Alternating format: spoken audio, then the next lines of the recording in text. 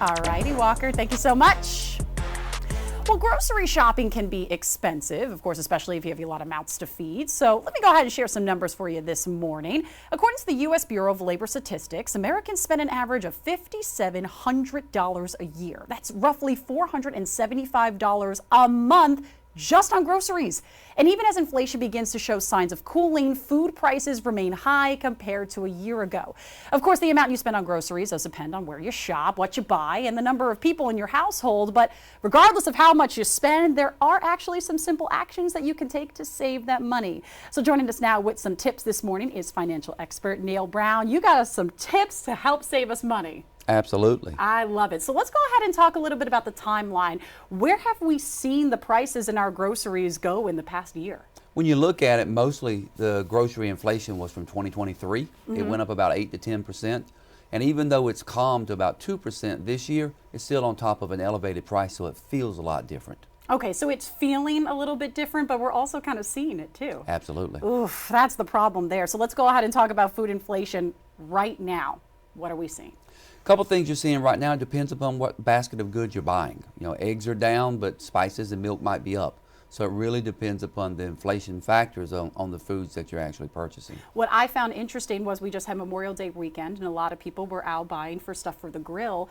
Meat was up, milk was down, eggs were down. What was I going to do, make breakfast? What was I going to do with all of that? So what can we do as far as those membership programs with a big family? How can we start saving this money? A couple of things you can look at are using your grocery rewards cards, signing up for the digital coupons. Might be a little harder for certain people who aren't good with technology.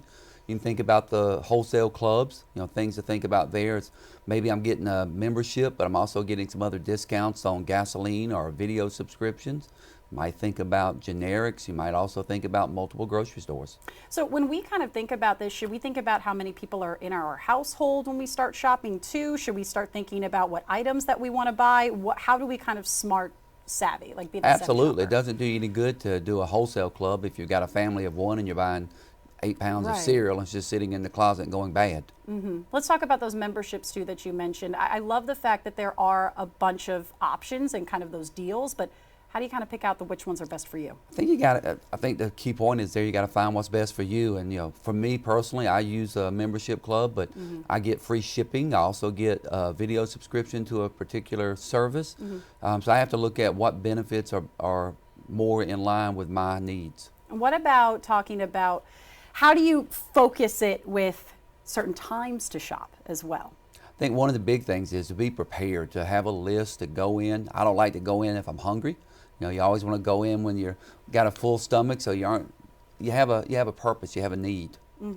Let's talk about too with families. What is your best advice to maybe a single mom or a single parent that is out there having to try to feed a big family, especially during the summertime? What is the best advice? What's the biggest takeaway you think that they should have right here this I morning? think there's probably two of them. One would be looking at multiple stores. I use a more expensive store for the things that I really value, and then I use a less expensive store for the common household items that doesn't really matter where they come from. And I think the other thing is to think about generics. You know, sometimes you can look at a generic product and can't really tell the difference in the taste. Focus on those, and then sometimes you really don't like the generic taste. Yeah, and it all kind of just depends there too. But that's the best way to do it, is make sure that you're shopping smart, but also you can divulge in some nicer things. Absolutely. Especially with that there. Neil, thank you so much for stopping by this morning. We are making the most out of your grocery store trip. This is the tips I'm going to take when I go this morning. Thank you. I love it. Well, thank you again, Neil.